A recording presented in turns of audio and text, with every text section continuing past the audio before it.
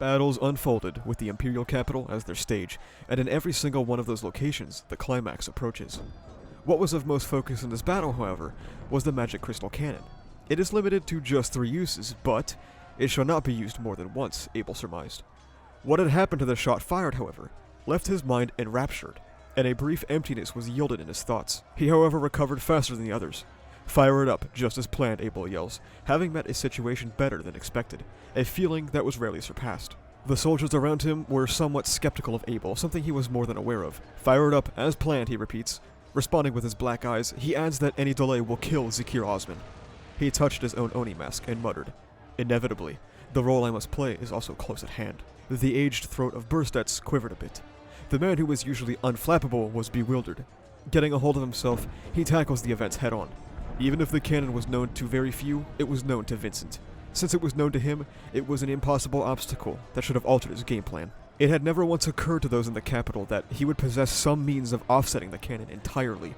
Keeping cards well hidden until the last moment was a habit of his, and Burstets lamented over the fact that he had been outwitted.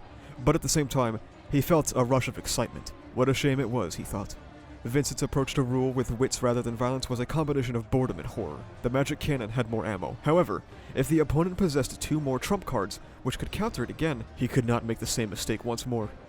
Suddenly, one of the soldiers standing by raised his voice. A signal was being fired into the sky. It was not for the front lines, but for reinforcements. Burstets widened his slit-like eyes and turned them to the west.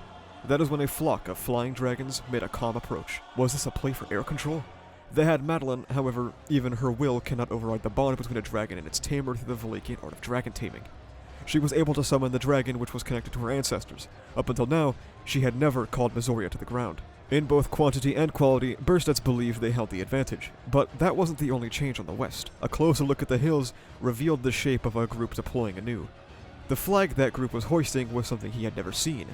Is that a star? Hain, Waits, and Idra won't stop talking about the situation, and Subaru tells them to shut up. Looking down to Louise, who was making groaning noises as per usual, he reassures her. "It's fine to take that as you calling my name, right?" He had to apologize to her, but he also owed her many thanks, but the one he was most thankful for. Tightly, he hugged Beatrice and invoked her name, stroking her ample hair. She had certainly done something incredibly reckless. "Subaru," she mutters. As those lips uttered his name indeed, Subaru breathed a sigh of relief.